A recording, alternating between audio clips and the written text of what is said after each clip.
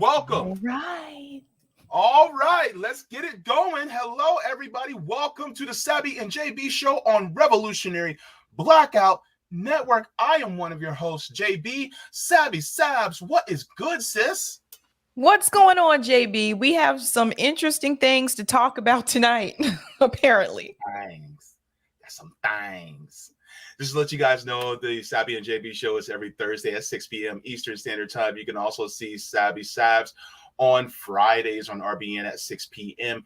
Eastern Standard Time. You can also catch Sabby Sabs half an hour after this show on her channel on the Sabby Sabs podcast. Right, Sabs? That's right. All right. And then you can find me every single Sunday at 1 p.m. on Revolutionary Blackout Network. And then you can find me on my channel every single Tuesday at 2 p.m. as well. If you guys would like to, both of our channels, independent channels, are also linked in the description down below. So you guys can actually go ahead and check us out there. Now, just to give a shout out to all the patrons on Patreon who give us patronage. Thank you so very much. As well to all of you, as well as members. Yes, we also do $3.99 memberships as well, and anybody that donates to our GoFundMe. But if you also would like to, you can also donate to our graphics designer, Erin. She does an amazing job with our graphics, as well as does the clips for us on our channel. So if you guys would like to, you guys can go to Venmo at Revolutionary Blackout, or you guys can do Cash App, $ Mutual Aid Forever, because we love the kitty cats up in here. So thank you so very much to all of you. And also, if you guys would like to, you guys can also go to our Substack for email notifications at revolutionaryblackout.substack.com for those notifications as well. All right. So let's say hello to all of our beautiful people who are in the chat, because I know that they want to say salutations. All right. If my computer works, if my computer cooperates. Oh, there it is. Now you want to cooperate. All right, let's go back up to the top. Take it from the top, JB. We got Kyle Jones coming in saying the jab is a... We're going to talk about that. We're going to talk about it, but we're going to be very measured in how we talk about it, because, you know, we're on the tube. You know what I'm saying? So we have to be very careful, okay? But we'll get into that. I'm sorry, you were saying something, Sabs? I was just about to laugh. That's all. Gamer's up in here saying, hello, governor. Good to see you, Gamer. All right, who else we got up in here? Victor the Van says, now y'all know I got to show up early. Yeah, you show up early. All right. Leon Trotsky says, is Jamie Foxx okay? I don't know, but he looks very pale and tired. Ooh. Yes, he does. And you know, black people, we usually don't get pale. No. Let's go into. We got Greg Bruce saying this Lizzo story is banana. B-A-N-A-N-A-N. Shit, it's bananas. B-A-N-A-N-A-S. Ain't no holla back, girl. Ain't no holla back, girl. That's my shit. All the people just beat like this. Yeah, time's been around that track. Sorry. Yo, remember when oh my god. Remember when Chris Rock was singing that while he was doing a comedy special? This shit is bananas.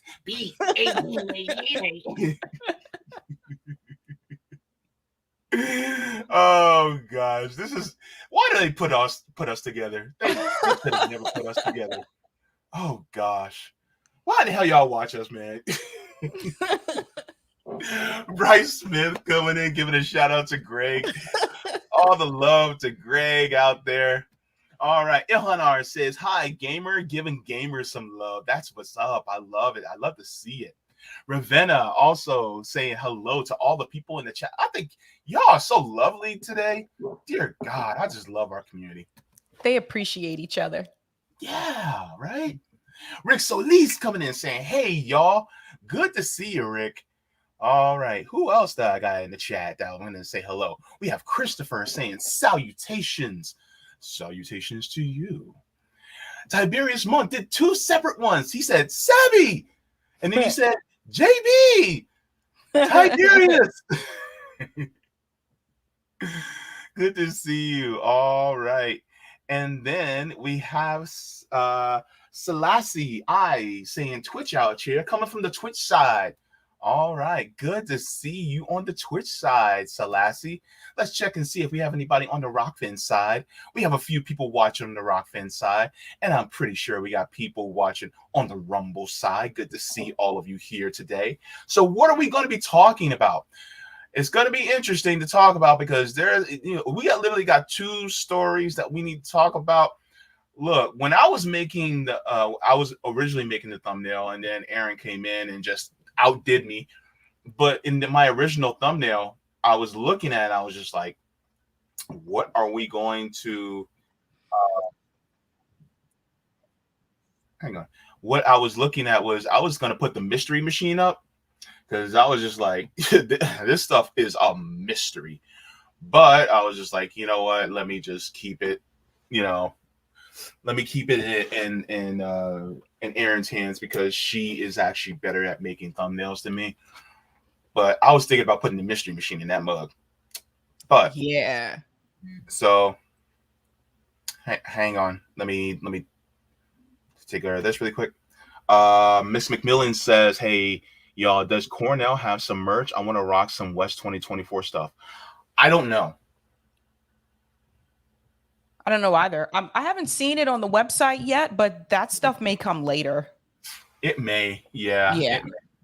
I mean, if I was really deep into electoral politics more than I am, I would probably make some suggestions to him, but I'm not really deep into electoral politics, even though I support third parties. I would make some suggestions, but it's like, I'm more invested on the streets than I am in electoralism. But I mean, that's a good question. I mean, hey, if I ever get a chance to be with him on stream, then I'll do it. But typically he's on when I have a dialysis day, so I can't join. So, but yeah, I would like to ask him that question. Thank you. All right, so what we're gonna be talking about, y'all know what it is. Look, why are fingers pointing at Lizzo? And also, why is Jamie Foxx? Look, I'm sorry, but Jamie Foxx in that photo looks like Tyrone Koppel. You remember Tyrone Koppel? This is Tyrone Koppel. He looks like Tyrone Koppel right now, except for with a fade. He doesn't look too good. Yeah, he doesn't look too good, and that worries me. And which one do you think we should start off with? You think we should start off with the Jamie Foxx story or the Lizzo story?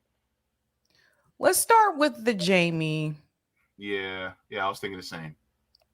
All right, so Jamie Foxx.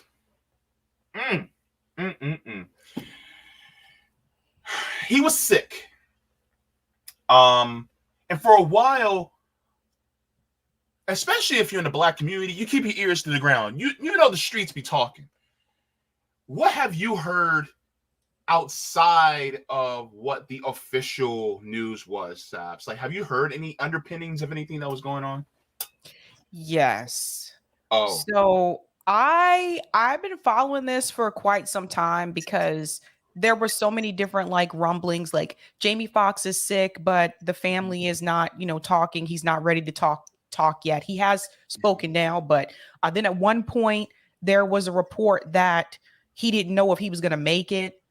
They didn't know what was wrong with him. Also, that was another thing. Like either they didn't know or they didn't want to give a diagnosis.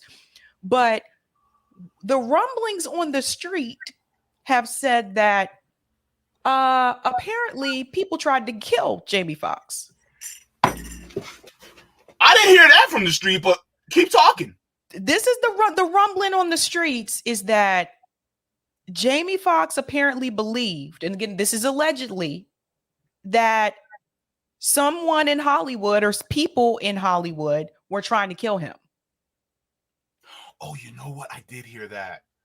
Yeah, because he told some stories about one of the things that people believe is he told some things about Puff Daddy, P. Diddy, whatever he's called today, that was not supposed to get out. So that's one of the things that some people have been saying is that he was talking about what happens at those parties that Puff Daddy has. And I think a lot of us, we've heard about these parties for years. I've heard about them. But Jamie Foxx, but Jamie Foxx apparently has gone on interviews and he's on video talking about some of the things that he saw happen at those parties. So some people believe it's because he told too much. Some people are saying it's because he refused to get the jab. Some people are saying that. Some people are saying because like in Hollywood, even with the Hollywood industry, they wanted the actors to get that. So some people are saying that's why they came after him. Don't know.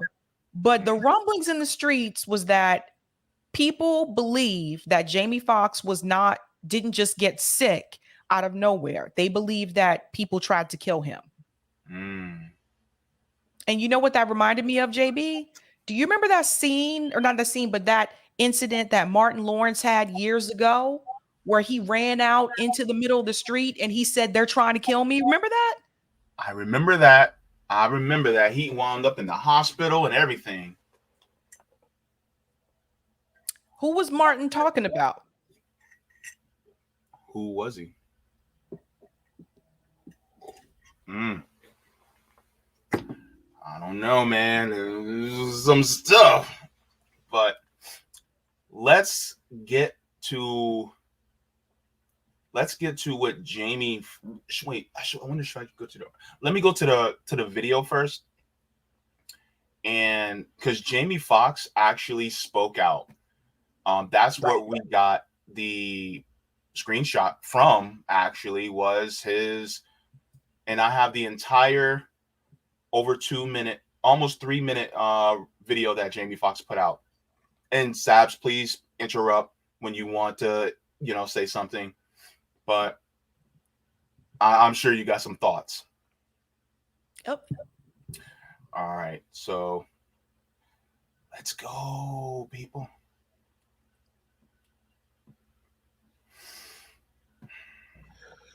First of all, I want to say thank you to everybody that's prayed, man, and sent me messages.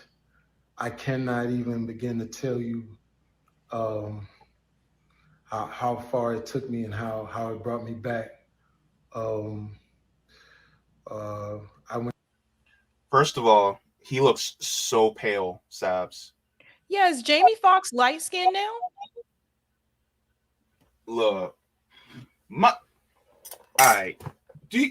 Let me put this down real quick, because there's a conspiracy theory among the black community that I've been hearing, and my mama even is like, there's something's up. My mom said, look at Eddie Murphy, Oprah Winfrey, Whoopi Goldberg, all of them. They were dark skinned back in the day. They ain't as dark now. Now, one thing that somebody has said is that the camera technology and lighting has changed. So that may be it. We could be wrong. But Oprah was a lot darker. Whoopi was darker. Eddie was darker. They don't look as dark now. No. Is it just me? But they have access to the top dermatologists and all that kind of stuff. So they're probably able to get, I mean, okay. But that's just, yeah. But anyways, let's go back to it, because this is concerning. And as somebody who actually who likes Jamie Foxx, this concerns me. But went through something that I thought I would never ever go through. And I know a lot of people were waiting, or wanting to hear updates, but to be honest with you, I just didn't want you to see me like that, man. I want you to see me laughing, having a good time, partying, cracking a joke, doing a movie, television show. I didn't want you to see me with tubes. running out of me and trying to figure out if I was gonna make it through. And to be honest with you, my sister Deidre Dixon, my daughter Corinne Marie saved my life. So to them, to God, to a lot of great medical people, I'm able to leave you this video. I cannot tell you how great it feels to have your family kick in such a way. And y'all know they kept it airtight. They didn't let nothing out. They protected me. And that's what I hope that everyone could have in moments like these.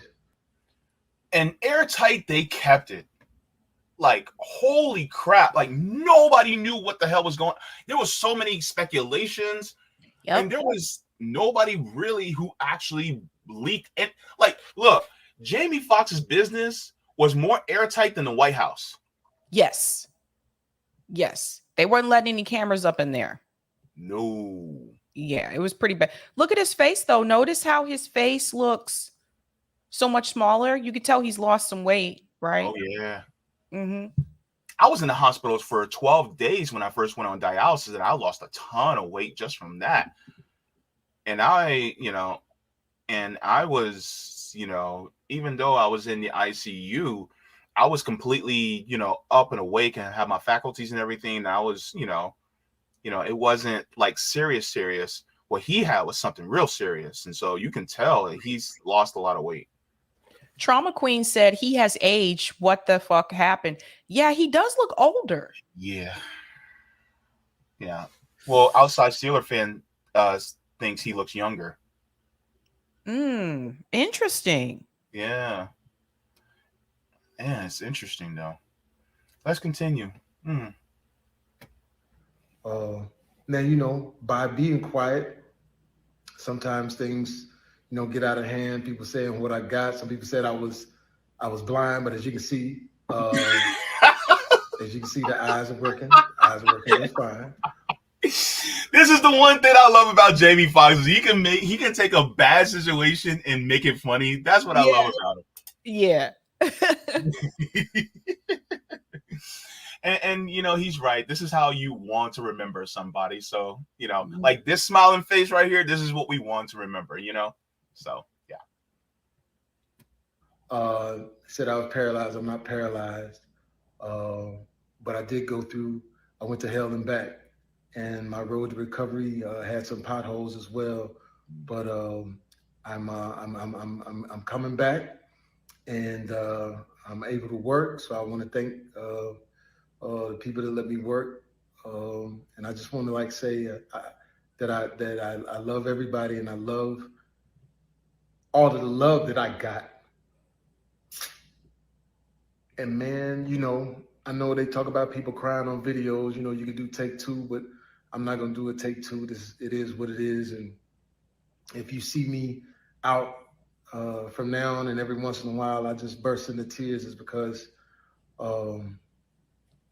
it's been tough, man. I was sick, man, but now I got my legs out, under me. So you're gonna see me out. Well, he said he got his legs under him. Yeah. Because you noticed that too, right? Yeah. I don't know. I just feel like there's so much that he's not telling. Yeah. At this point, man. Ooh, let's finish this up. It's almost done. But like I said, I just want you to remember me for the jokes that I crack. The movies that I make, some of them good, some of them ain't. I think I got a good one out. And the songs that I sing, man. And then, Yeah. It's pretty much the end of the video, but. Yeah. Yeah. Another thing that I did read, he hasn't confirmed this, but apparently, I guess Jamie Foxx wanted to start his own network or something like that. He wanted to start something like that. And I guess apparently he made a movie. I have to look this back up, but he made a movie or something like that. And the movie never came out.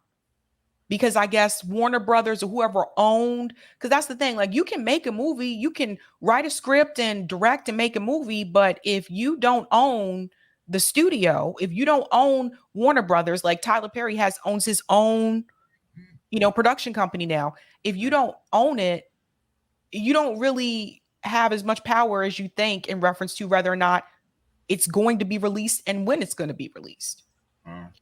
So from what I read, he was wanting to go in that direction and own like his own thing. And it's just, I don't know. Like this whole situation to me is just very bizarre. Yeah. But it reminds me of Martin Lawrence and Dave Chappelle. When you got to be careful with Hollywood, because notice how someone's down and out, whether they're sick or whatever they're going through. The next thing that Hollywood media will try to say, especially if they've told too much, is that they're crazy. Remember, Martin Lawrence, they said was crazy. They said Dave Chappelle was crazy, that he lost his mind when he didn't want to take that $50 million deal. They said Britney Spears was crazy and all that stuff.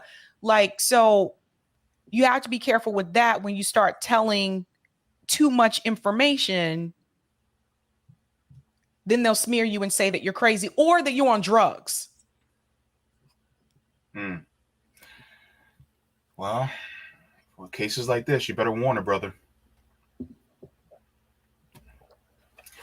Sam Dixon says he talked about how that film got vaulted on a Joe Rogan episode when he was talking about how Robert Downey Jr.'s performance in Tropic Thunder. That's right. He did make the movie, and they just decided, I guess, not to release it. But the thing is like, there's just some strange things that happens in Hollywood. Like some of these people that, it makes you wonder, were all those people having mental health issues? Were all those people on drugs? Like, is that necessarily true? I mean, look at what they've said about, we talked about this before, Lark Voorhees, the actress that plays Lisa Turtle. It's been debunked. She's debunked a couple of these things they said about her multiple times. So it seems like in Hollywood, if you don't play their game, they come for you or they ruin your career. And it's been multiple actors and actresses that this has happened to. Yeah, like Brendan Fraser. Look what happened to him. Yep. All because he got sexually assaulted by somebody big in Hollywood, and then they said he'll never work in Hollywood ever again. Right. That's right. How often do you hear from Terry Crews anymore? You don't. And same thing, like Corey Feldman tried to warn people about this many, many years ago when you saw they blacklisted him in Hollywood. So I think that whatever happened to Jamie Foxx is just very strange. It's very odd. And like he said, at one point, he didn't even think he was going to make it. Yeah. Johan R asks, does P. Diddy know Epstein? Duh. I know you're joking, but... Yeah, someone asked about the parties. There was a video clip. I'll see if I can pull it up. There's a video clip where Jamie Foxx was talking about some of the things he saw at Puff Daddy's parties. And I guess one of the things that was revealed was that, and there's been this rumor for a while that Puffy was like secretly into men or something like that. But that these parties were like, allegedly. I guess, allegedly, yeah. But like these parties were, I guess, according to Jamie Foxx, they were wild and crazy over the top. Like he said, he had never seen that kind of stuff before. So some people have said they feel like he told too much. Now, we may never know. Yeah. Because I don't know, like if he's going to talk about this more. They still didn't really, he didn't really give like a diagnosis or anything. No. And my thing is, he doesn't have to, because it's his business, which I totally respect as somebody that's disabled. I respect that. I'm still curious as hell, though. I'm really curious, and I'm nosy too, but I don't feed into my nosiness. I'm trying to be good, Sal. I'm trying. But the thing is I'm just like, dude, what happened, bro? Like, and the thing is Jamie Foxx is beloved. Like there isn't really any true scandal that Jamie Foxx has been in. that I can think of, from people. So to be honest with you, okay, the only scandal is him dating Katie Holmes right after she left Tom Cruise. That's the only thing. And I don't know if he was a part of that Scientology crowd that Hollywood has either. But I mean, I've watched several documentaries about people that were a part of Scientology and those that left. But this is the one I want to play right here. Let me go ahead and pull it up. Okay.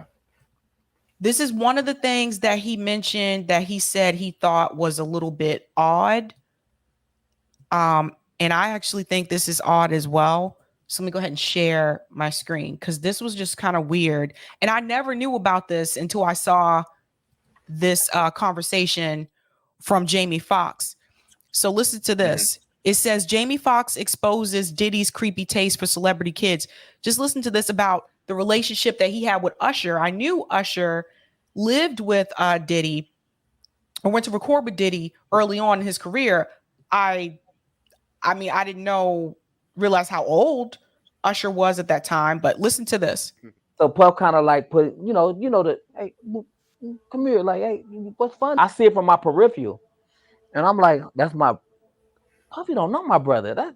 This is weird. Over to something called Puffy Flavor Camp. There you go. It was curious. I got a chance to see some things. Yeah, but you were 13. What were you saying? I went there to see. He used to sleep on my couch. 13 years old. But for the next. So that was Jamie Foxx right there. And he said, hold on, I want to make sure you guys hear this part. So that was Usher. He said he was 13 years old going to P. Diddy parties. What's a 13-year-old doing at adult parties? Don't ask me, this part. But you were 13. What were you saying? I went there to see. He used to sleep on my couch. Pause there. 13-year-old Nick Cannon used to sleep over at Puff Daddy's house. So this was something I never heard of. Never knew about this. Me neither. And this is Jamie Foxx. He was the one who revealed that. Now, why was Nick Cannon 13 years old? Why was he staying at Puffy's house on the couch? I mean, isn't there enough money to put him in a hotel room? Well, it's one thing. Like, it's one thing if you're going to spend the night at your friend's house or something like that. But this was Puff Daddy's house. It's not like Nick Cannon was going to go hang out with Puff Daddy's sons. Yeah. How old is his sons though? Because his sons have to be like 20 something now, maybe 25. They didn't live with him. Oh yeah. They live with Kim. Nick Cannon is, I think, a little bit older than me. I don't know. I know he doesn't look like he ages at all. No. Let me finish this part. 13 years old. But for the next 48 hours, he's with me. So, and we're gonna go full crazy. Rumor that pops up that he was Diddy's boy toy. Oh shit. Right. Wait, so this is Push my brother out the way. I'm gonna move my brother. Like, hold on. I was like, nah, Playboy, it ain't wild. That's my brother, nigga. I touch everything in here for my brother. Camera say, yo, Puff, you gotta let me film this. The whole thing. We need to document this, Playboy. He was like. Jamie Foxx recently dropped some major bombshells about Diddy's alleged taste for younger celebrities. Rumors about Diddy being gay on the DL have been circulating for such a long time, but nobody expected that the rapper also has a creepy fondness for younger guys. Well, it seems Sean Diddy's dirty laundry is yet again being aired by Fox. So, what exactly did Jamie say? Jamie has revealed how Diddy's parties allegedly traumatized young celebrities. In a recently resurfaced video, Jamie talks of how Nick Cannon used to sleep on his couch. What you benefited from it? Nick Cannon used to sleep on my couch. 13 years old. He'd be in one part of the house. He'd be like, can I, nigga, go back in there. In the video, it seems as though Jamie was trying to protect Nick from witnessing Diddy's weird parties. However, other young celebrities were lucky enough to have someone like Jamie protecting them. One of those celebrities is Justin Bieber. Back in the day, when Justin was just a fresh-faced 15-year-old with a budding music career, he spent a mysterious 48 hours with Diddy, and he documented it all in a bizarre YouTube video that's recently resurfaced. But what was the point of this 2-day stint? Some people are speculating that it wasn't just a harmless hangout sesh, and there might be something more sinister behind it. I mean, come on, what could they have been doing for 2 whole days? And the fact that Diddy can be seen making some shady promises to Justin in the video, like gifting him a fancy car on his 16th birthday, is seriously raising some eyebrows. That kind of behavior sounds like classic grooming tactics, if you ask me. As soon as you turn 16, you know what I'm saying? I'm gonna let We'll pause it here but for people want to see that full video, there's a bunch of these, by the way. I'll put the link in the chat. But in other words, this is one of the things that people pointed to that Jamie Foxx told a little bit too much. Allegedly.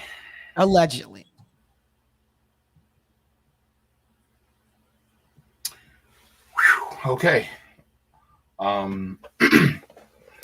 Social emotional learning with Dr. Donnie says Oprah got a ton of makeup on.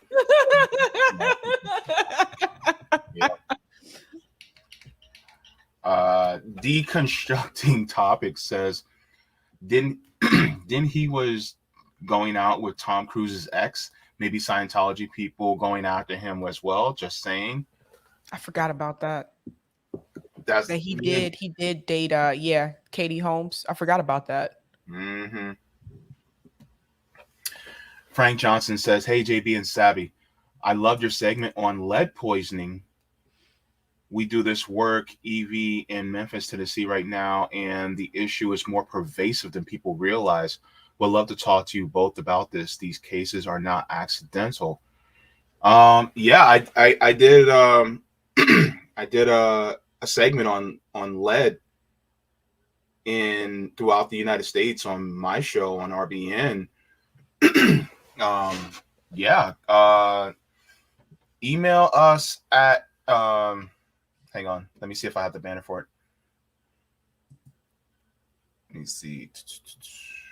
Email us here, info@revblacknetwork.com. So you can and just in the subject put show for Jaybe and Sabby. Okay? Yeah. So we can talk about this because this is something that is that's really important that people need to hear about. So thank you so very much for that super chat as well. Okay. Thanks, Frank Johnson. Appreciate it. So there's an article as well I want to go over. Let me see. Where's my article? Let me see. Here it is. Booyah. Okay, so this is what happened to Jamie Foxx. It says family says it'll take time to recover strength. Now, you see the difference of how he looks in that picture? You see the difference of how he looks in that picture? Mm-hmm. Yep. His face is fuller, his skin, has its color. Yeah. Yep. Mm-hmm. Good pointing out, Sabs. Let me see. Okay. So we already went through the video, everything that he said. They already went through that at the top of the article. But here it says, on July 9, 2023, Jamie Foxx was spotted in a boat in Chicago waving to passersby in a footage obtained by TMZ. Boat life celebrating summer with brown sugar. So someone he's with. He said he also hit up Top Golf in Nashville on July 8th and is in full swing for him. Jamie is doing great, a source told People. He is just taking it easy. He's not really having any visitors or anything like that yet, but he's doing really, really well.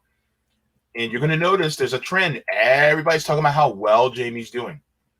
Okay, so this was on my birthday last month, well, the month before. John Boyega updates Jamie Foxx's health, and he's doing well. He says at the premiere of Jamie Foxx's Netflix film, They Clone Tyrone, co-star John Boyega gave an update on his health. He finally picked up the phone. Thank you, bro. The Star Wars Star Wars star told People he's doing well, and then he was giving him the privacy, and we can't wait for his return. Excuse me. Says I gave him well wishes directly. I gave him the well wishes, so I'm just going to be waiting until he comes back out here. So take your time, Jamie. We love you, bro. Dimitri Turner, who co-produced the movie with Fox, said he's doing amazing. I promise you, doing really, really good. The director talked to him yesterday. John Boyega talked to him today. He's doing really, really good. Shape and spirits. He'll be back on screen. He'll be back to work very soon. Tiana Paris says all the recovery and healing. She wished him all the recovery and healing. It was just such an honor to work with him. He's so generous of an actor and as a human. Along with John, I got lucky to be able to work with such a dope man on the project, the dope man of color, and that was so much fun. She said that he was lively and brought such an energy to the set. He's actually doing a film with Cameron Diaz. She says she was shocked and saddened by Jamie's health crisis. One day we were working together, and the next he was just gone. And she wanted to be supportive and help out in any way. His family has kept his status very quiet. She said the shooting schedule with Jamie was intense and grueling. She was glad when they wrapped. Notice how they all keep saying that they have the same PR talking point. He's doing really, really well. Really, really good. Mm-hmm. Yeah. And then June 6th, Fox's rep slammed completely inaccurate claims that he became ill after the jab after social media claim. So it was on May 30th, 2023, podcaster AJ Benza claimed to Dr. Drew Pinsky on his podcast that Foxx had a blood clot that led to a stroke and became partially paralyzed and blind after he received the jab. He alleges that Foxx was forced to get the jab while he was working on a film. The podcaster claimed that he had a source in the room. The claim went rampant on social media with far-right commentators like Candace Owens sharing the claim on her YouTube podcast. Candace Owens said, their silence seems as though there is some veracity to this claim. We're holding our breath to see whether or not Jamie Foxx speaks out.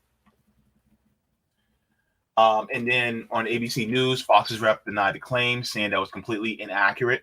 Newsweek fact-checked the claim and also reported that medical journals said that getting a clot from the jab was rare. I'm not going to read too much more on that. Mike Tyson claims that he heard Jamie Foxx had a stroke. Yep, I remember this too. Mm-hmm. So many different theories.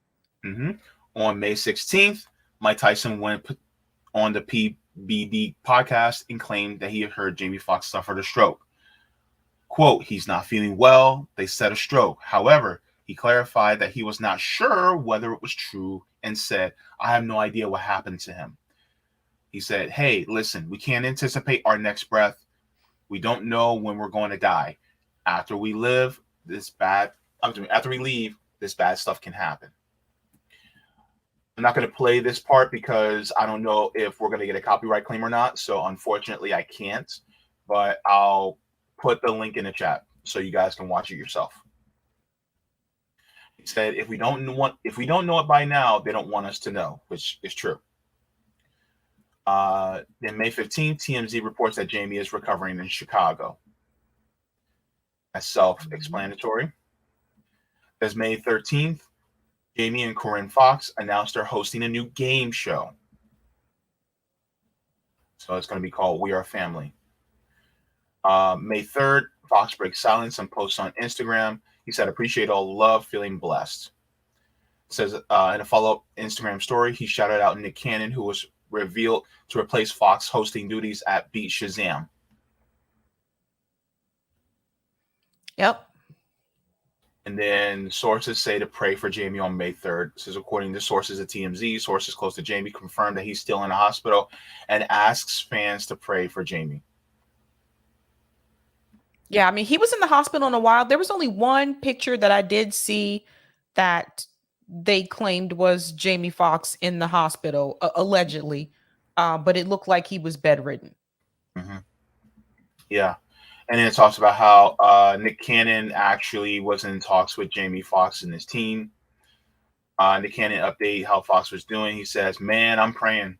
So you see, I posted on Instagram. I literally have been praying, saying prayers out loud, words of affirmation for my big brother. I know he's doing so much better because I'm actually about to do something special for him and doing him a favor. I can't really say what it is, but it'll be out there soon. I was reluctant to go all the way out there and even talk about it, but he gave me the blessing. So it's a beautiful thing. He's awake. They say he's alert, so we love it." So yeah, so a lot of this that happened with Jamie Foxx, it was just in spurts, and then you have people giving him tributes like LeBron James, Viola Davis, and Kerry Washington. So it was close that he almost lost Jamie Foxx. Yeah, because that's what people were saying. Like at that point, that like it doesn't look like he's gonna make it, and I was like, what? And it was just weird to us because even at that point, they didn't explain what was wrong with him. They didn't give a diagnosis or anything. So we were all just kind of like, what happened? Yeah.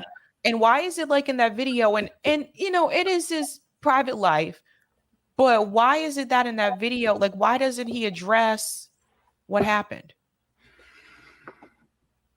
My thing is like, yeah, it's his business. And people are concerned and they would like to know, because what if it's something that he can speak? Like, for instance, you have stars that were diagnosed with a certain type of cancer, and then they speak out and say, get yourself checked so that you can be made aware. This could be a wake-up call for many people.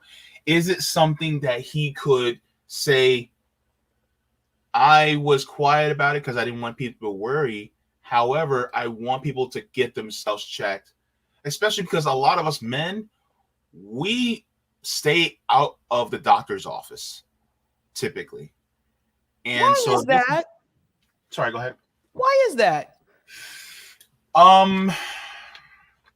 For the same, Lord, some of it has to do with financial, because we don't want to spend the money to have to go to the doctor and spend money on the premiums, and we don't want to have to spend money on co-pays and stuff like that. Another part is some men, they rather not know what's wrong. But the problem is that when it does hit them, then they are forced to know what's wrong. So it's kind of like that. I wonder if it's because, like, with women, like, there are certain things that we have to go. Like for example, like, men don't get pregnant, right? So like women, if you get pregnant, you're gonna have to go, or guys don't have the boobies. So they don't have to get like a mammogram or anything like that. So I wonder if that's why, like, there's just so much, we have more parts. Well, I mean, men after 40 need to get prostate exams and things like that. Oh gosh, I turn 40 next year. Oh hell. That's true. But I think it's because, like, mainly for guys, like, all of your parts are just, they're showing. They're like Christmas ornaments. Yeah. Oh man. No. Let me stop. Is it the same reason why men don't want to ask for directions? That's, yeah. We don't want to ask for directions. I remember telling my dad one time, we were on a road trip. I was like, Dad, I think you're going the wrong way. And he was like, I know what I'm doing. I'm grown. I was like, yeah, but Dad, Google says, he was like, I don't need Google. I'll be using maps all my life. About an hour or so later, he realized he went the wrong. Just didn't want to admit it, man. Just didn't want to admit it. I'm like, Dad, why don't you stop and ask someone? I don't need to ask anybody for directions. I know where I'm going. Just drive. sometimes we can be like that. Sometimes we gotta humble ourselves in that respect. All right, so yeah, I just hope that Jamie Foxx has a full recovery because man, he needs it, and you know, I need to finish watch. I watched the first like 20-30 minutes of the movie that he put out on Netflix, but at the same time I'm kind of like, do I really want to watch it because the writers are actually on strike? So I'm just like, maybe I should just finish it after the writers and the actors come to an agreement. Until then, I think I'll just like not watch it. That's kind of the way I'm thinking, but I hear you, JB. yeah. But yeah, so well wishes out there to Jamie Foxx. Yeah. So while you're at it, if you guys have not, please make sure to like the stream. Give us a like because we're being suppressed, basically. And so, you know, that pushes us out into the algorithm. If you guys have not yet, then if you guys would like to donate to our graphics designer, Aaron, you guys go to Venmo at Revolutionary Blackout or Cash App $Mutual Aid Forever as well. And let's go to the chat really quick to see what some of the people are saying. All right. So whoever says, I don't like to go to the doctor because they treat me like an idiot, even though I very well could have been and should have been a doctor too. Some doctors don't have bedside manner. Some don't. Yeah. If you want bedside manner, talk to a nurse or a tech. It's true. Doctors sometimes can be jerks. That Surgeons, especially so. Surgeons could be assholes. Though my vascular surgeon is one of the coolest guys. I love my vascular surgeon. Dr. David Varnaghi, if you're out there, if you ever see this, your bedside manner, Dr. Varnaghi, man, that man got some, that man, he gives me a hug every time. Every time on he sees me, he's like, hey, I'm like, hey, Dr. Varnaghi. He's like, hey, Jay. You know, we cool like that. I love going to his office. And Dr. Some are nice. And Dr. Some are nice. My doctor's really nice, but I've had, you know, doctors before that just weren't as friendly, I guess. Yeah, of course. Oh yeah, Victor says, and us guys are taught to suck it up. Yeah. It's true too. Yep. That's the right hour says, as a man, getting the mammogram is very painful. I can imagine. Oh, could you imagine if getting your testicles checked was like a mammogram? Oh my god. Because they squeeze. Horrible. Yeah. Because for people that don't know, like the machine, it's like a machine and it basically squeezes your boob and it twists your boob a little bit. That's the machine. So, yeah, that would be weird if guys had to do that down there. Oh, no.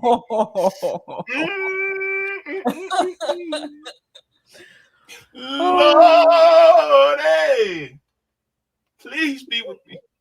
I hope that never happens. All right. All right, so let me see. Cobra Man says, I tell you, when I got ran over, good Lord. Whew. Says the paramedics wanted to call next of kin, and I was too prideful because I didn't want to disturb their sleep. Oh Cobra. Man. Oh, Cobra. Oh, God. Oh, yeah. I've never been ran over, but we're sorry that happened. Yeah. Yeah. And just this one thing before I move on.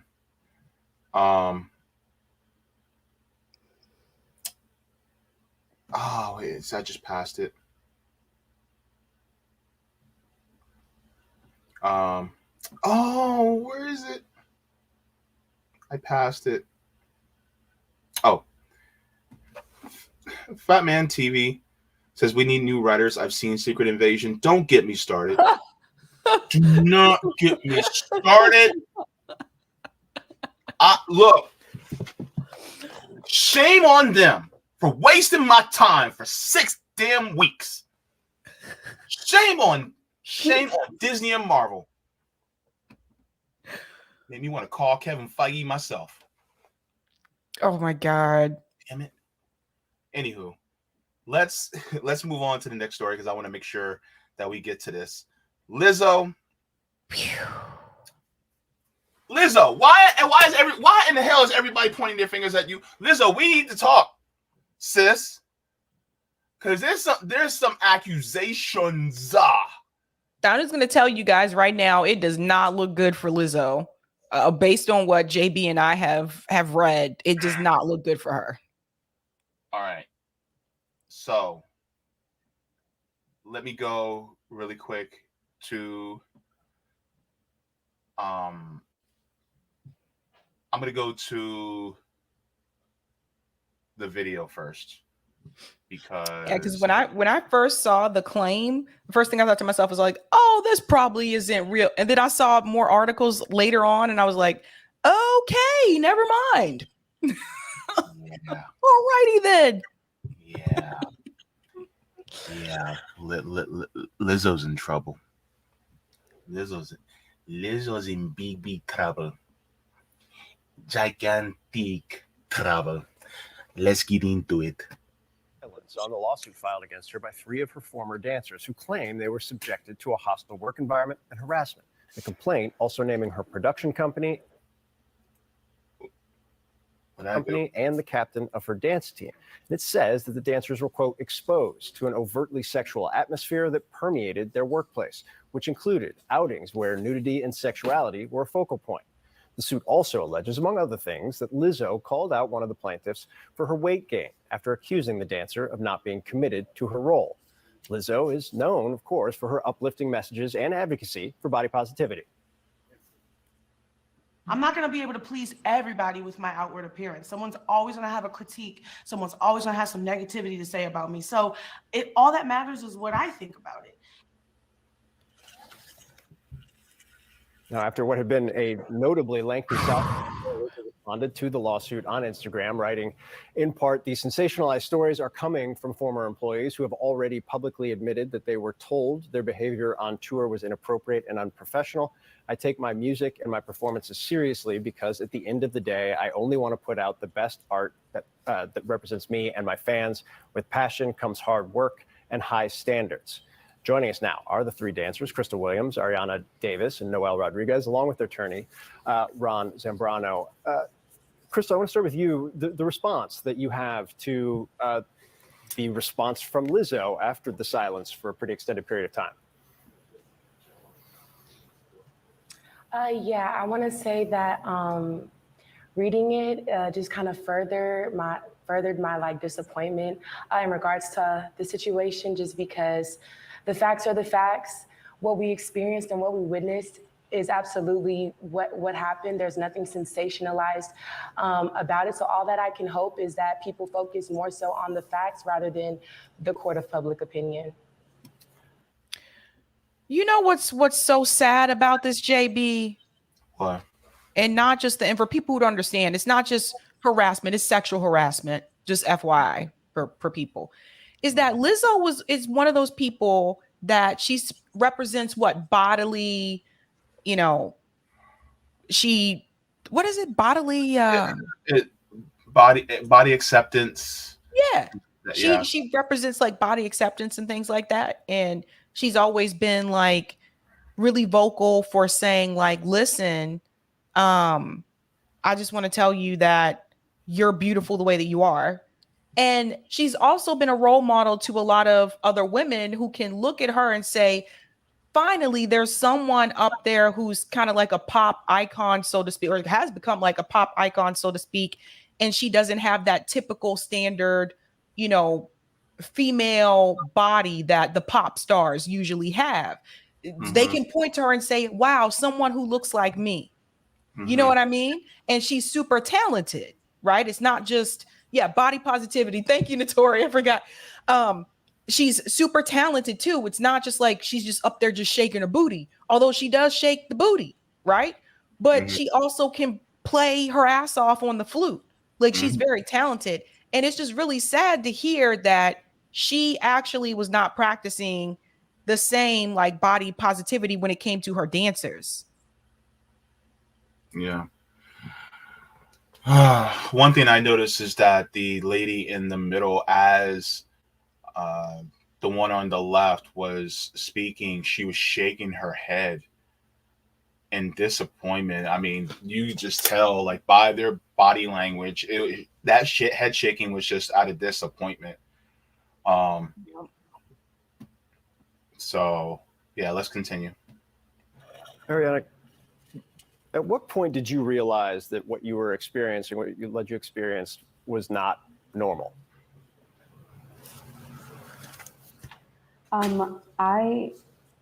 It's hard to answer that question because as this was my first professional job, I was told by the dance captain and, just it's this thing in the dance industry that you have to, shut up and, take whatever you get and just be grateful for whatever crumbs you get as a dancer. So a lot of things that were going on, it took me a really long time to figure out that it was wrong. It took me actually until leaving the camp that I figured out that everything that went on was bad, because I just chalked it up to, oh, Lizzo might be a diva, or, this is just the industry. This is what we go through. I mean, I think that I had inklings, like I would be on the phone with my mom all day and be like just complaining about the disrespect and the treatment and the humiliation. I mean, me personally, looking at the response from Lizzo was so disheartening because she was there. She was there. And to fix your hand to write on a piece of paper that you that you discredit everything we're saying is incredibly frustrating. The facts are the facts, like Crystal said. Was I pressured to touch a nude performer? Yes.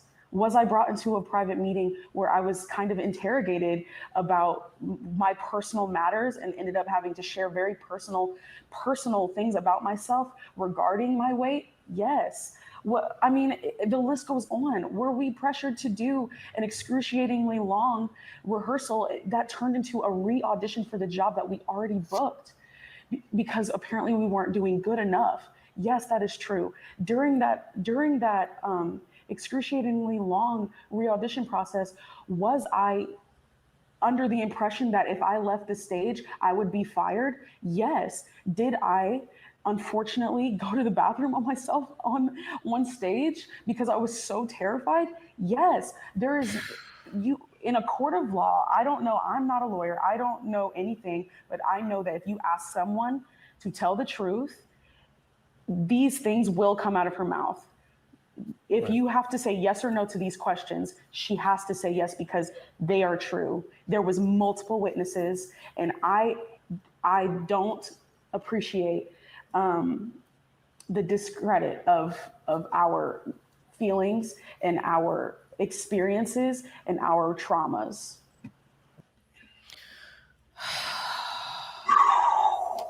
I just want to explain to people not familiar with dancers in the industry. Dancers are paid very little. If you get a dancing gig, because so many dancers show up to these auditions, you guys, like I'm talking hundreds will show up to these auditions and they'll look at so many in a day. If you get it, it's like you're basically supposed to be thankful that you made it, because that's the thing too, because there's so many dancers, they know that at any given minute there's another dancer, lined up to take their spot. So if they don't do what they're told, like she said, she's afraid if she left the stage, she would lose her job. Yeah. That's very real. Like there's always someone waiting to be replaced her. But in terms of the music industry, dancers are basically considered to be the bottom of the totem pole, and they're treated very poorly and they're paid very little. So you may see someone, they're like, I'm a backup dancer for Madonna or Beyonce, that doesn't really mean as much. A lot of times these people have other jobs because they're paid so little, you know. Yeah, people have to remember, dancers are workers. That's what they are. This is labor. Somebody like Lizzo is a boss. So when workers come out and allege something, especially if, you know, they're the ones who don't own the means of production, then you have to take what they say with a grain of salt. Not a grain of salt. You have to listen more intently at what they're saying, because they're the bottom of the totem pole. So I hate using that. They're at the bottom of the hierarchy. Using totem pole is actually kind of offensive to people who are indigenous. I'm sorry. But they're at the bottom of the hierarchy. You know what I'm saying? And so because of that, then you have to do what they say, or if not, then you're out. And it's the same thing with a lot of, you know, actors who are, you know, I guess D-list or lower, because they can't just make demands. It's not like they're like a George Clooney or Angelina Jolie. You know, you can't just make demands and they, you know, they can just replace you like that. Like, it's crazy. Right. So. Right. Even backup singers are, when we're talking about the hierarchy, even backup singers are considered to be a higher level than dancers. Yeah. Yep. All right. So let's continue.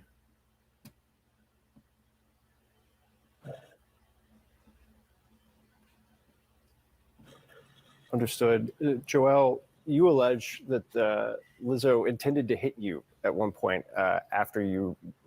Sorry, Noel, intended to hit you at one point after you resigned. Do you really think that she was going to resort or could resort to physical violence?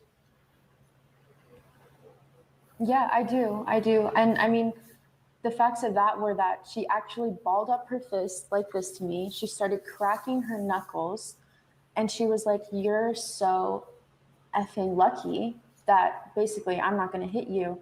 And, you know, I was in shock watching her do that and cracking her knuckles and acting as if she was going to come at me. And for a second, I was like, you know, I don't think she's going to do that. Like, that's not what's going to happen. But the fact that one of her dancers, all of us were present, all the dancers were present for mostly all of these allegations. And in that meeting that we had where she got physical and was about to assault me, her best friend, who's also one of the dancers, had to jump out of the couch and physically hold her back from coming and hitting me. So yes, I do believe that if she wasn't held back by that dancer, she would have hit me.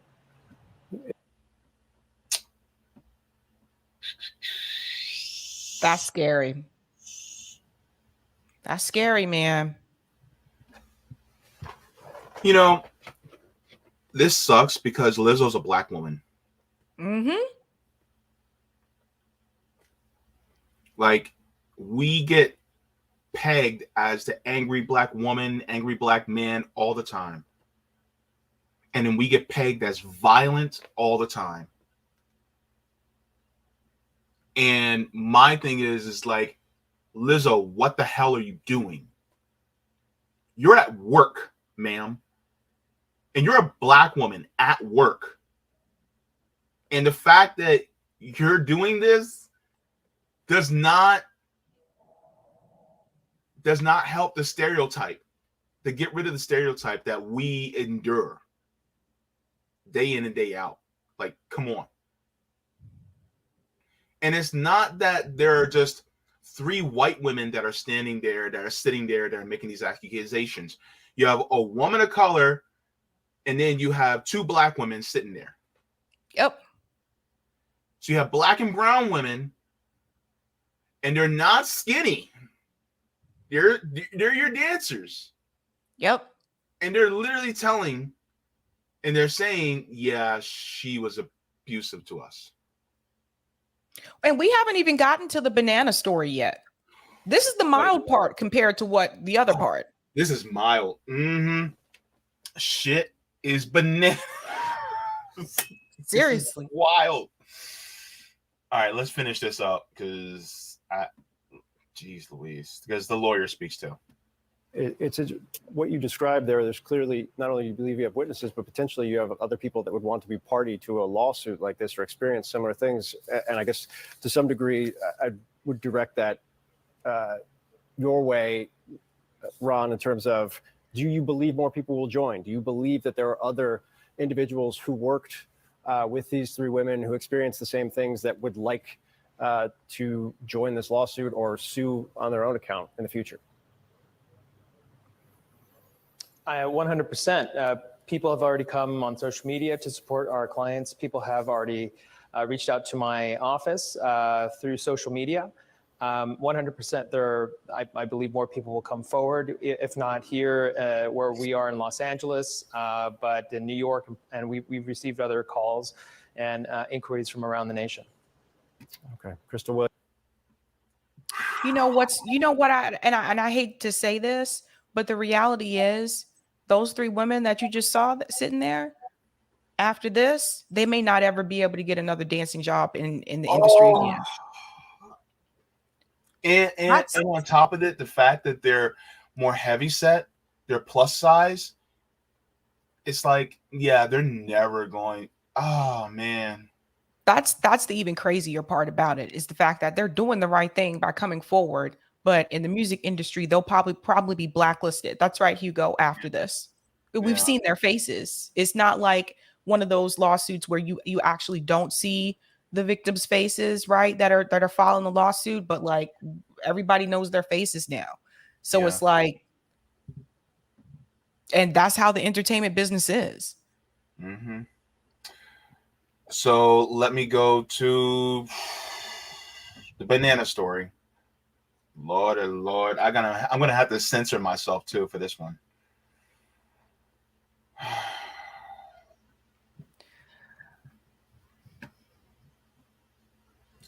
Come on, share. I'd hate to play against. Greg Bruce says I'd hate to play against Lizzo in Mario Kart. Oh boy. I'm sorry. Oh boy, the jokes are already coming. With that. Lord. Oh gosh. All right. So let me. Sorry, guys. My computer is a little bit slow. All right. So this says Lizzo showed interest in banana sex show, now being sued over it. Oh gosh. The bananas. It's bananas. It's a bag of bananas. Okay. All right, so let's go. Jesus. I'm trying to scroll, Savs, but my computer keeps freezing. Sure, Jaybe. Sure. I'm serious. I'm for real. I am for real. It just happened to slow down at that part. I'm sorry. Look, it even says Google Chrome not responding. Okay. Gosh, geez Louise. Come on, computer. If you put the link in the private chat, I can share it. Yeah, it's just okay. All right. It's doing okay now, I think. Okay. It says Lizzo kept an eye on the famed banana sex show in Amsterdam for years, sharing her desires way before being sued for allegedly pressuring backup dancers to get in on the act. Here's the deal. Lizzo talked about wanting to do a specific live sex show in the city's infamous red light district during the 2019 interview with an Amsterdam radio station, the same show she's being sued over. It says in her interview with 3FM DJ Frank Vanderland, Lizzo reveals her love for live sex shows in Amsterdam and she asked the host about the banana sex show, where patrons eat bananas out of sex performers. You guys can see the word there. I ain't saying it. It says Lizzo excitedly talks about her desire. Uh-oh. I think JB froze. Explaining that's what I want to do. And I'm saying my potassium. Good Lord. And that's where it is. I'm sorry, JB, it froze on that. Can you read that last part again? It froze. Oh, sorry. It says Lizzo excitedly talks about her desire to find out where the banana show happens, explaining that's what I want to do. I need my potassium, if you know what I'm saying, my potassium. They were eating bananas out of the cooch.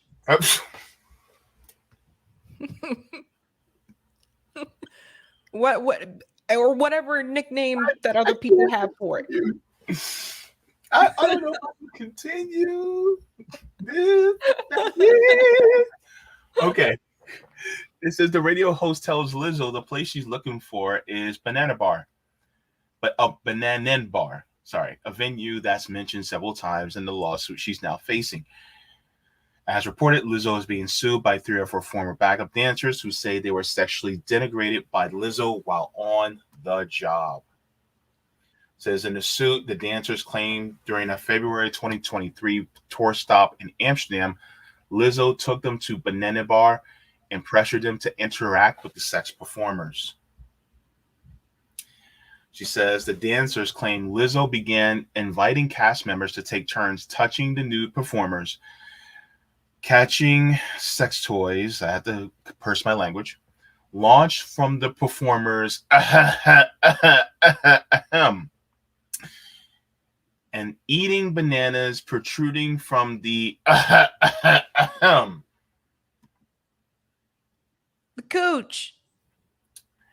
It is unclear if the incident was Lizzo's first time at Banana Bar, but she's clearly had the banana sex show on her mind since 2019 at least.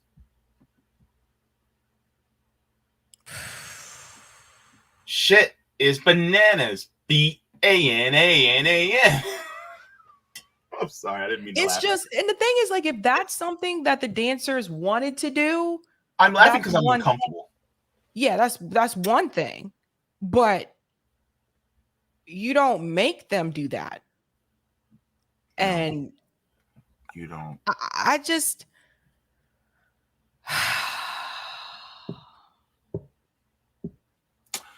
my thing is Lizzo already gets a lot of hate, and ma'am, you just added to it. You just added to it. Yeah, like it's just look.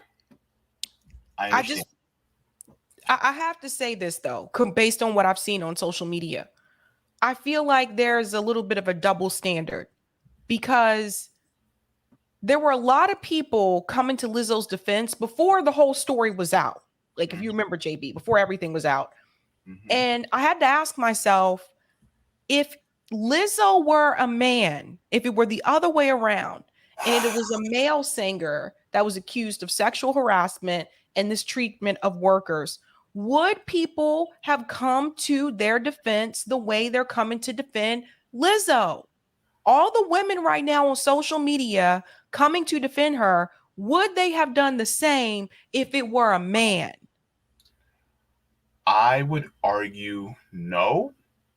And first of all, second of all, rightly they would be going after them. But let me say this.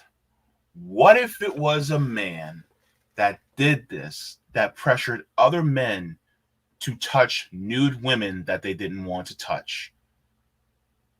Right. And I think that's the frustration like I have with it, because I've seen people talk about it like past 2 days on Twitter and on Facebook and things like that. And it's just interesting to me how quickly all the women coming to defend her. And just because she may have had good points about body positivity and things like that, that doesn't mean she also didn't do this to her workers. Mm-hmm. And I think that's the part that really bothers me when we go back to the incident that happened with Jonathan Majors. Remember, we covered that story. You see the difference in the way that people respond, JB. So many people, particularly women, said Jonathan Majors was guilty from the jump. They did. Right away, guilty from the jump. But with Lizzo, it's just, well, no. She's just being smeared. This isn't true. These are just, just, I'm like, really? Like, but people were so quick to say that Jonathan Majors was guilty. You see what I mean? So I had to ask myself, is there a double standard in reference to sexual harassment when it's a woman doing this versus a man doing this? You have a valid point. Let's go over the timeline really quick, and then I have a video that I also want to share with you, Sabs, that enters some other interesting angles as well. So this is out of Pop Crave. It says specific claims made against Lizzo and her dance captain Shirlene Quigley in a lawsuit filed by her ex-dancers. By the way, her dance captain Shirlene Quigley put out a video about just saying how God is good and how, Jesus, God, basically a whole video of that. But this is for Lizzo. Accusation says, accused of overworking dancers and making the group re-audition with an excruciating 12-hour rehearsal. Those she was dissatisfied with will be fired and sent home. Accused of firing a dancer for challenging her claim that the group was drinking before performances. Accused of making a thinly veiled comment relating to a dancer's weight gain and later firing her for recording a meeting while suffering an eye condition. Accused of coercing a dancer into touching a woman's breast at a strip club despite the dancer opposing. Accused of inviting her dancers to a nude cabaret bar without disclosing the specifics of the performance. This is for Quigley. Accused of trying to convert the dancers to her religion. Accused of scolding the dancers for having premarital sex. Accused of unwarrantedly discussing masturbation and sexual fantasies with the group. These are Lizzo and Quigley here. So that's what the breakdown of the accusations are. Now, I'm going to go to this video, and George Lee consciously actually talks about the accusations, and this is an interesting angle, but I think it's also valid to say. So, let's go. So Lizzo's lawsuit. We're going to deal with the fat shaming and the hostile work environment. But first, let's deal with this banana and Amsterdam talk. I'm sure I ain't the only one that was like, Lizzo had y'all doing what with bananas in Amsterdam? That what? Yeah, because I lived for 4 years on the red light district, in the middle of the red light district. So I recognize a lot of places. And I saw the... I don't know if I'm going to get copyright claim for this. So let's... Want to scoot past that part? Okay. Yeah, because we already know.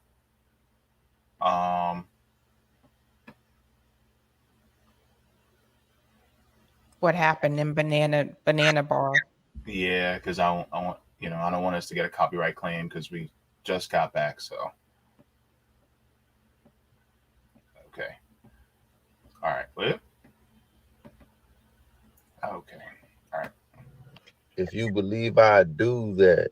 Had to cut some hoes loose. Your NDA no loose lips. Now them hoes trying to sue me. If dancers feel like they were pressured to do some things that she desired, then of course that's a hostile work environment. And that clip is not gonna age well in that courtroom.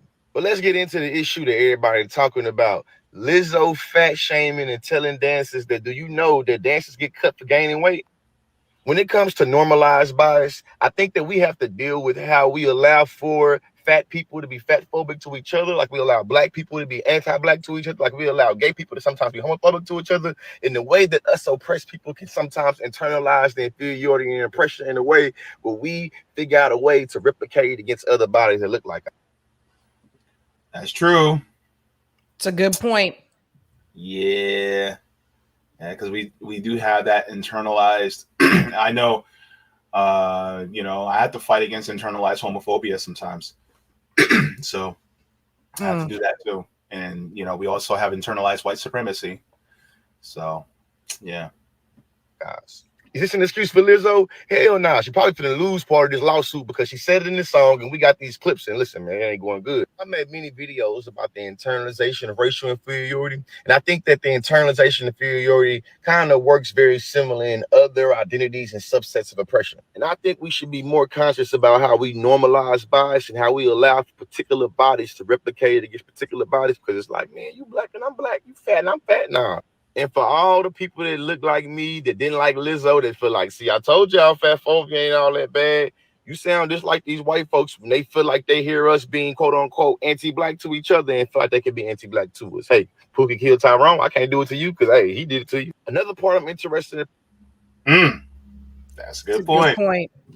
Oh, boy. All right. Wrong, I can't do it to you because, hey, he did it to you. Another part I'm interested in part of this lawsuit too is, why was your dance assimilating oral talking about religion? You know what I'm saying? Like, I want to know what the hell was that? In closing, body positivity is still good, fat phobia is still bad, and everybody innocent to proven guilty. But based off the evidence I've seen, Lizzo probably about to be giving up a little bag. What y'all think? Yep, I think so too. Yeah. Boy, I don't know if there'll be like a criminal investigation like against her. They'll probably have a settlement. Probably try to keep it out of the courtroom. Probably. But still, and I want to be clear to everybody, let's not sit here and think that Lizzo might be the only one. This type of abuse towards dancers is not new in the entertainment industry. And we found that out from, do you remember the girl? Remember Corinne Steffens? She wrote the book Superhead. Remember she talked about her experience as a dancer in the music industry? Found out a lot of things, that some of those dancers have gone through. Yeah. But this is really not a good look. Especially as soon as I heard not just the sexual harassment, but as soon as I heard the fat shaming, I was like, really? Yeah, because it's basically, pot, meat, kettle. It's just like, come on now. And the thing is, it's like we gotta look at it from an employer-employee standpoint. Because the thing is that when you have celebrities, a lot of times they end up being either the boss or high up on the food chain. And we have to look at them in a way where it's like, okay, you are the employer. How are you treating your employees? How are you treating the labor? Because a lot of times people will sit there and go, well, this star is being targeted. And I'm like, well, what are they doing to the workers? Right. Because the thing is that sometimes you have to pay attention to the people who have less power than the star. Even if the star is black, even if the star is part of a marginalized community, because even they can do some stuff. That's right. That's right. Yeah. I'm gonna share. I'm gonna put in the chat. This is Lizzo speaking out about it on her Instagram. She put that in there, and I'm gonna get to the chat really quick so we can head out on time. So Sean said, "Damn, Lizzo nasty." I'm sorry, I shouldn't laugh. I'm sorry. That's not funny. Notori said, "Damn, Lizzo, she let the money and power get to her here." Ugh. I hate to see it, man. That's what happened.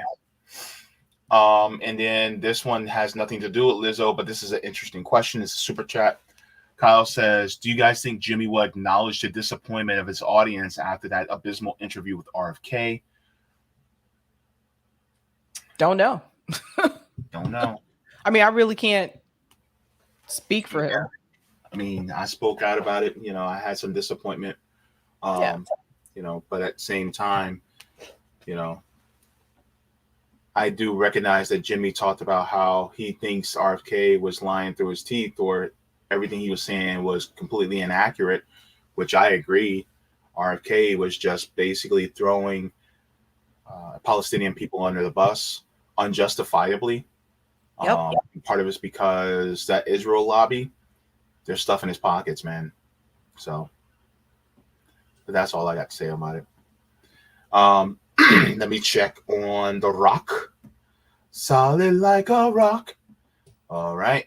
We're good on the Rockfin side. And on the Rumble side, let me see. Dave Morrison Show Care says, I commend Charlemagne for going against the lynch mob to defend Lizzo. He might be wrong on Lizzo. He might not. We shall see. And Jamie Foxx is either dead or alive. We need to know. Thanks to Woojin says he got Michael Jackson. Damn. Wow. JMO919 says that ish wasn't funny. Okay. Kiwi Corner says free Julian Assange immediately and all other innocent people in prison immediately throughout the globe. Thank you. Thank you so very much to everybody on Rumble. Now, let me see.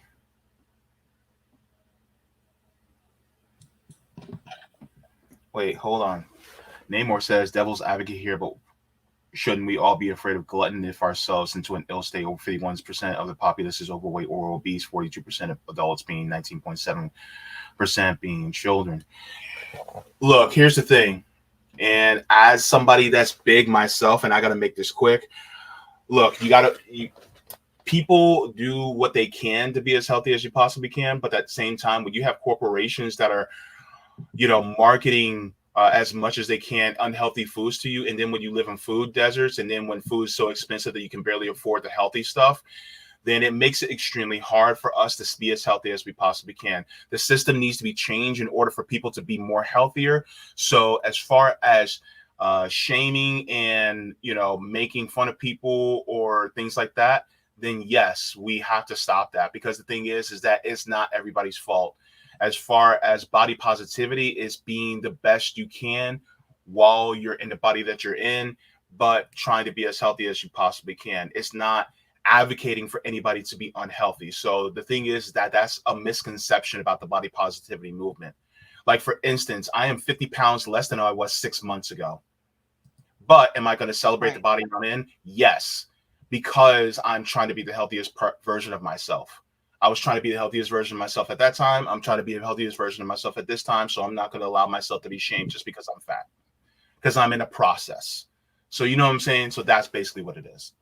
Yeah. If you want to answer that, Sabs, go ahead, please. Oh, no, I agree.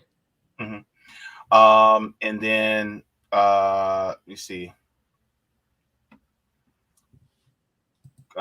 Carlin says Jamie Foxx was seen on the boat the other week, wasn't he? Yeah.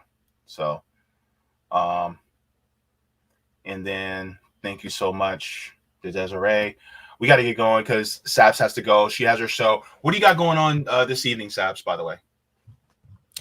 Just covering 4 news stories. So we're going to talk about the testimony of Devin Archer, that was Hunter Biden's business partner. So I'm going to talk about that because he did have an interview with Tucker Carlson where he finally is coming forward publicly, I think.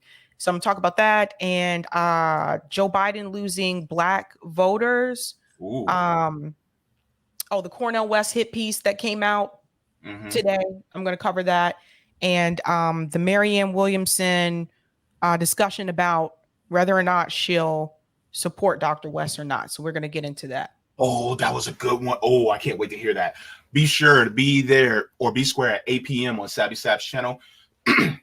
Coming up on Monday, my next reading for Asad Shakur's autobiography is coming up. Be sure I'll be covering news stories on RBN on Sunday. Next week on Tuesday, be sure to tune in to my channel. My channel is in the description. I'll be having on Lee Camp for the first time on my channel. So that's going to be great. I cannot wait for that. Also, if you guys have not, then you guys can also help contribute to our graphics designer, Aaron. You guys can go to Venmo at Revolutionary Blackout or Cash App at $Mutual Aid Forever. If you guys would like to, you guys also make sure to like the stream and also make sure to subscribe to our Patreon if you guys would like to support the channel. Thank you so much. Also, go to our Substack at revolutionaryblackout.substack.com and and follow us at revolutionaryblackoutnetwork.com if you guys would like to go to our website. And everybody get ready to go. Peace, Sabs. Peace. Shit, it's bananas. B-A-N-A-N-A-N. Let me stop. Bananas.